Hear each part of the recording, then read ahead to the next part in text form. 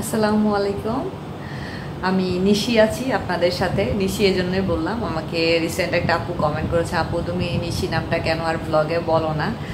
আসলে আমার নাম এখন সবাই জেনে গেছেন, ভালো নাম ফাতেহা নাজনীন, ডাক নাম নিশি।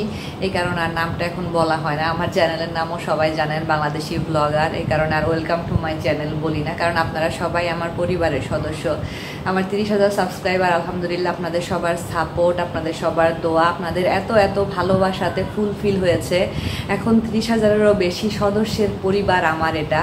আপনারা সবাই আমার পরিবারের খুবই মানে কি বলবো, খুবই মূল্যবান এক একজন সদস্য। আপনাদের এত ভালোবাসা, আপনাদের এত সাপোর্ট, আপনাদের এত এত সুন্দর সুন্দর কমেন্ট, আপনাদের লাইক, এগুলা ছাড়া আমি একটা সাধারণ ফাতেহা নাজনীন বা সাধারণ একটা মেয়ে নিশি কখনো এই পর্যায়ে আসতে পারতাম না।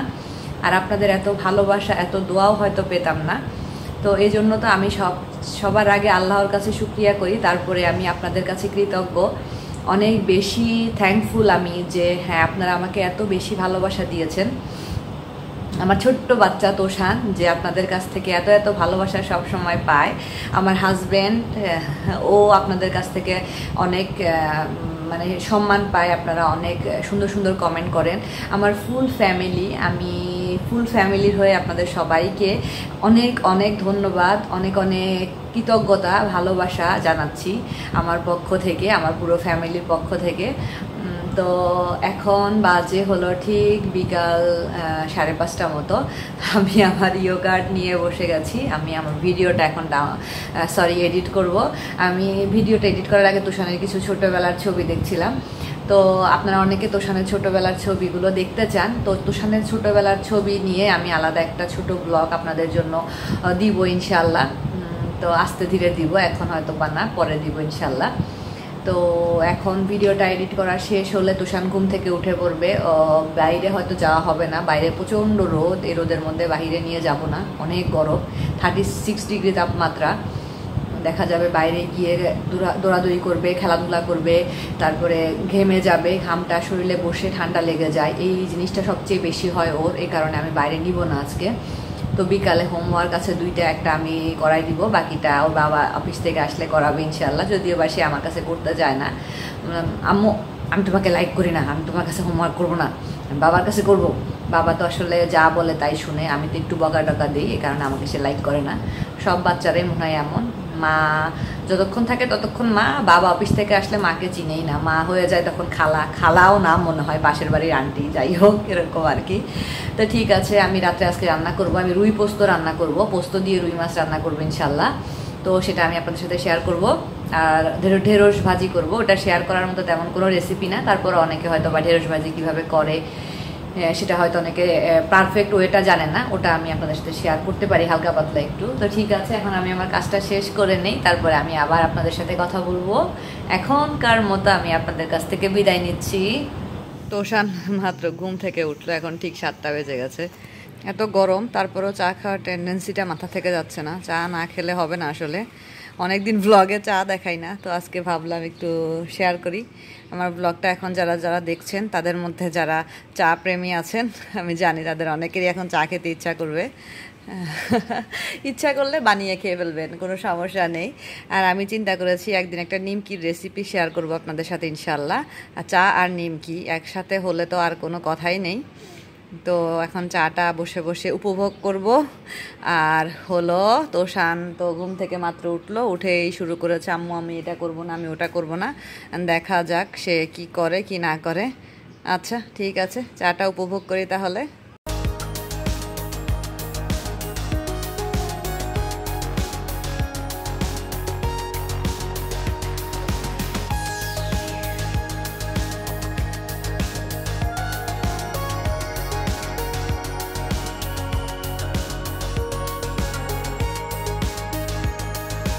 তোষান তো পড়াশোনা করছে দেখলেন, তোষানের বাবাও চলে এসেছে।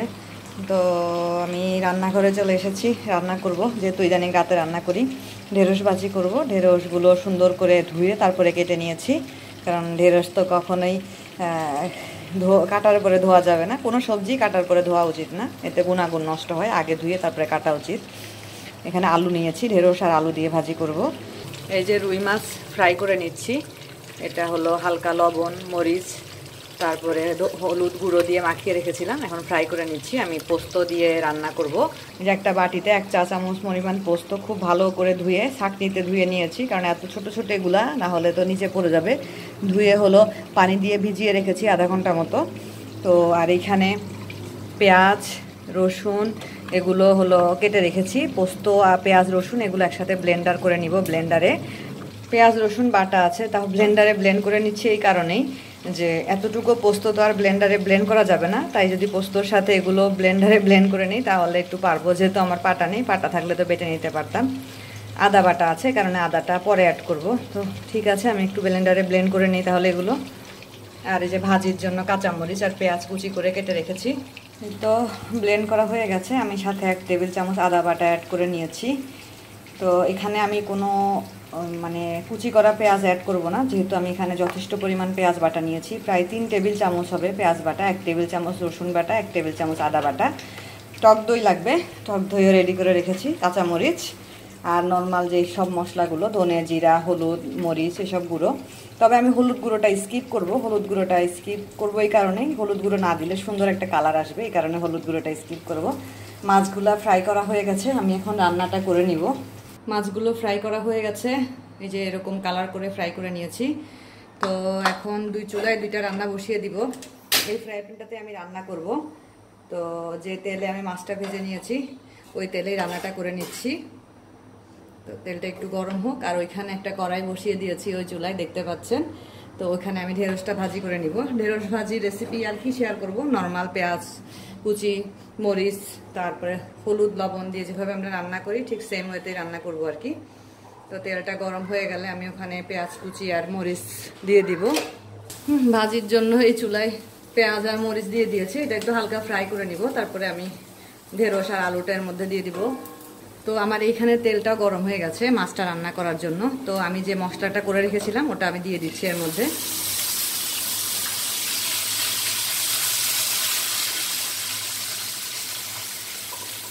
আমি এখনই এখানে কোনো পানি অ্যাড করব না। এখানে আমি এখন দিয়ে নিচ্ছি তেজপাতা একটা, মাঝখান থেকে চিড়ে নেওয়া, 2 টুকরো দারচিনি, একটা এলাচ একটু এভাবে থেতলে নেওয়া, একটু কষিয়ে নেই। তারপরে আমি এখানে প্রায় 2 টেবিল চামচ টক দই ফেটিয়ে দিয়ে দিব। আর এদিক থেকে এই চুলায় যে পেঁয়াজ আর মরিচটা হালকা ফ্রাই করা হয়ে গেছে, আমি এখন এই যে কেটে রাখা এগুলো দিয়ে দিচ্ছি এর মধ্যে। আর দিচ্ছি এই যে হলুদ 1/2 চা চামচ। চুলার আঁচটা কিন্তু ঢেঁড়স ভাজির একদম কমানো থাকবে। এখন খুব ভালোভাবে নেড়ে চেড়ে আস্তে আস্তে হালকা জালে এটা ফ্রাই করে নিতে হবে। যে আমি এখানে 2 টেবিল চামচ টক দই পানি দিয়ে একটু ফেটিয়ে নিয়েছি, এটা দিয়ে দিলাম আমি এখন এর মধ্যে। দিয়ে মশলাটার সাথে খুব ভালোভাবে নেড়ে চেড়ে মিশিয়ে নিচ্ছি। এটা একটু 2 থেকে 3 মিনিট কষিয়ে তারপরে আমি এখানে গুঁড়ো মশলাগুলো অ্যাড করব। আর এর ফাঁকে ফাঁকে আমাকে কিন্তু ভাজিটা খেয়াল করতে হবে যাতে নিচে লেগে না যায়। আর ভাজিটা আমি ঢাকনা ছাড়াই ফ্রাই করব, ভাজিতে কোনো ঢাকনা দিব না আমি। এটা কষানো হয়ে গেছে, এখন ফার্স্টে দিয়ে দিচ্ছি স্বাদ মতো লবণ, 1 চা চামচের একটু বেশি মরিচ গুঁড়ো, যেহেতু হলুদ গুঁড়ো দিব না, একটু কালারও দরকার। জিরা গুঁড়ো 1/2 চা চামচ, ধনে গুঁড়ো 1 চা চামচ মতো। পানি অ্যাড করছি অল্প। এখন পুরো মশলাটা একসাথে মিশিয়ে সুন্দর করে কষিয়ে নিব। 2 থেকে 3 মিনিট কষিয়ে নিব মশলাটা, তারপরে আমি এখানে মাছটা দিয়ে দিব। আমি একটু পর পরে এই ঢেঁড়স ভাজিটা নেড়ে দিচ্ছি, কারণ নিচে লাগতে দেওয়া যাবে না, নিচে লেগে গেলেই ঢেঁড়স ভাজির মজাটা নষ্ট হয়ে যাবে। ঢেঁড়স ভাজিটা একটু ধৈর্য সহকারে সুন্দর করে দাঁড়িয়ে দাঁড়িয়ে একটু কষ্ট করে রান্না করতে হবে আর কি। আসলে রান্না করতে আমরা মেয়েরা সবাই কম বেশি পছন্দ করি, আবার মাঝে মধ্যে বিরক্তও লাগে, সত্যি কথা যেটা। আমার তো লাগে, আমি জানি না কার কেমন লাগে। মাঝে মধ্যে ইচ্ছা করে কেউ একটু রান্না করে দিত, কেউ একটু আমার সংসারের কাজগুলো করে দিত। তো এইখানে হলো আলুটা দিয়েছি, এটা আমার শাশুড়ি এভাবে রান্না করে, তোষানের বাবা এটা খুব পছন্দ করে, তার মায়ের হাতের রান্না। হয়তো বা সেম পারফেক্ট আমার শাশুড়ির মতো হয় না, তারপরও ট্রাই করি। মশলাটা কষানো হয়ে গেছে, আমি আস্তে আস্তে মাছগুলো সব দিয়ে দিচ্ছি। মাছগুলো সব দিয়ে দিয়েছি। এখন আমি এক সাইড 2 মিনিট আর উল্টিয়ে দিয়ে আর এক সাইড 2 মিনিট কোনো পানি অ্যাড না করে আস্তে আস্তে এটাকে কষিয়ে নিব। তারপরে আমি এখানে পানি অ্যাড করব। আর এটা খুব বেশি কিন্তু ঝোল হবে না, এটা মাখা মাখা হবে। এটা খেতে খুবই মজা, এটা সম্পূর্ণই আমার রেসিপি, আমি এটা ট্রাই করি তাই শেয়ার করলাম। পোস্ত আমি আমার দেশ থেকে নিয়ে এসেছি, আমার শ্বশুর কিনে দিয়েছিল। তো ঠিক আছে, পোস্ত তো দেশে অ্যাভেলেবেল, আমি জানি না অন্যান্য সব কান্ট্রিতে পোস্ত পাওয়া যায় কিনা। তো এভাবে ট্রাই করে দেখতে পারেন। পোস্ত কিন্তু বেশি দেওয়া যাবে না, দিলে হলো তিতা হয়ে যাবে। মাছ অনুযায়ী সে অনুযায়ী বুঝে পোস্ত দিতে হবে। এখানে যেহেতু 6-7 টুকরো মাছ আছে, তো আমি 1 চামচেরও একটু কম দিয়েছি। তো আপনারাও বুঝে শুনে সেভাবেই দিবেন। এটা হলো পোলাওয়ের সাথে খেতে খুবই মজা লাগে, নর্মাল ভাতের সাথে খেতেও মজা লাগে। আমরা ভাতের সাথে খাওয়ার জন্যই রান্না করলাম। তো এদিকে 2 মিনিট হয়ে গেছে, এখন আমি উল্টিয়ে দিচ্ছি আস্তে আস্তে। আমার আব্বু মাঝে মধ্যে তোষানের বাবাকে জিজ্ঞেস করতো, তুমি কি আমার মেয়ের হাতে রান্না খেতে পারো? মানে প্রথম আমি যখন মালয়েশিয়া এসে সংসার শুরু করলাম তখন। তো তোষানের বাবা হাসতো, লজ্জা পেতো আর কি বলবে। তো আব্বু মনে করতো যে আমি এখনো আসলে ওই ছোটই আছি, যে রান্না করতে পারি কি না, কি রান্না করি না করি, মানে বুঝতো না আর কি আব্বু। তো খুব ইচ্ছা ছিল যে আমার বাসায় নিয়ে এসে রাখবো, আমার হাতে রান্না খাওয়াবো। যাই হোক, আল্লাহ যা করেন ভালোর জন্যই করেন, ইচ্ছাটা হয়তো আমার অপূর্ণ থেকে গেছে। আল্লাহ যেটা ভালো মনে করেছেন সেটাই করেছেন। 2 সাইডে কষানো হয়ে গেছে, আমি এখন পানি অ্যাড করছি। আমি 1/2 কাপ পরিমাণ পানি দিয়ে নিলাম এখানে, দিয়ে আমি এখন খুব ভালোভাবে মশলার সাথে মাছের সাথে পানিটা মিশিয়ে নিচ্ছি। এটাতে কোনো ঢাকনা দেওয়ার দরকার নেই, চুলার আঁচটা মাঝারি রেখে 5 থেকে 6 মিনিট কুক করলেই রান্নাটা হয়ে যাবে। এই মজাদার পোস্ত রুই, এটা আমি নাম দিয়েছি পোস্ত রুই। নামানোর 1 মিনিট আগে আমি 3-4টা কাঁচামরিচ উপর দিয়ে দিব ফ্লেভারের জন্য শুধু। হয়ে গেল সেই রুই পোস্ত। তো 1 মিনিট আগে আমি চুলাটা বন্ধ করার 1 মিনিট আগে আমি যে কাঁচামরিচ দিয়ে দিয়েছিলাম 3টা। তো এটা হলো একটা ফ্লেভারের জন্য। এখন আমি এভাবে এটা রেখে দিব। নতুন রেসিপি, ট্রাই করে দেখতে পারেন, আশা করি খারাপ লাগবে না। ওদিক থেকে আমার ঢেঁড়স ভাজিটাও হয়ে গেছে, চুলাটা নিভিয়ে দিচ্ছি। এখন আমি এটা একটা পাত্রে তুলে নিব। তো রান্না তো শেষ, এখন একটু রেস্ট নিব। এত গরম, আসলে এই গরমের মধ্যে রান্না করে দাঁড়িয়ে রান্না করাটা যে কি পরিমাণ টাফ। এই গরমকাল বাংলাদেশে আসছে, আমার বাংলাদেশের সব আপুদের, খালাম্মাদের, আন্টিদের আবার সেই কষ্ট শুরু হয়ে যাবে। কারণ বাংলাদেশে তো প্রচণ্ড গরম, আর সেই সেম গরমটাই কিন্তু মালয়েশিয়াতে। সো যারা বরফের কান্ট্রিতে থাকে তাদের কত মজা, তাই না? আসলে যে যেখানে থাকে তার উল্টোটাই চায়, তারা অবশ্য চায় যে তারা যদি একটু গরম পেত, এই আর কি। ঠিক আছে, আমি রান্নাটা শেষ করলাম, এখন একটু ফ্রেশ হই, তারপরে পরে কথা বলছি আপনাদের সাথে। রান্না বান্না শেষ তো করেছি, এত গরম তো একটু ঠান্ডা বাতাসের জন্য আমরা আমাদের পার্কিংয়ে এসেছি। এটা 3 তলার পার্কিং। তো পার্কিংয়ে এসে একটু দাঁড়িয়েছি, এদিকে একটু ঠান্ডা বাতাস আছে। আর তোষানও খেলা করে বেড়াচ্ছে, আমাকে ডাকছে কামান কামান। তো আমার তো এই যে বাইরের এই ভিউটা দেখতে খুব ভালো লাগে, ভাবলাম আপনাদের সাথে একটু শেয়ার করি। আর এখান থেকে তোষানের স্কুল দেখা যায়, আমি জানি না আপনাদেরকে দেখাতে পারবো কিনা। ওইখানে ওই জায়গাটাতে তোষানের স্কুল, তো কত কাছে। এদিক থেকে যদি একটা গেট থাকতো এদিক দিয়ে চলে যাওয়া যেত, একদম সেম এই বরাবর তোষানের স্কুলটা। তো গেট থাকলেই চলে যাওয়া যেত। না, ওইটা তোমার বাবার গাড়ি না, তোমার বাবার গাড়ি পার্কিং এ। ও রেড গাড়ি দেখলেই মনে করে ওর বাবার গাড়ি।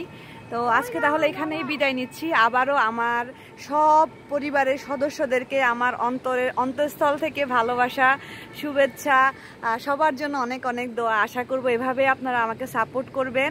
আপনাদের জন্য আসলে আমি কি বলে ধন্যবাদ জ্ঞাপন করব, আমার সেই ভাষা নেই। শুধুমাত্র আমি আপনাদের জন্য দোয়া করি, আপনাদের জন্য আমার অন্তর থেকে ভালোবাসা দেই, আমার পরিবারের পক্ষ থেকে ভালোবাসা। সবাই ভালো থাকবেন, সবাই সুস্থ থাকবেন, পরিবার পরিজন নিয়ে আজকের মতো বিদায় নিচ্ছি। আল্লাহ হাফেজ।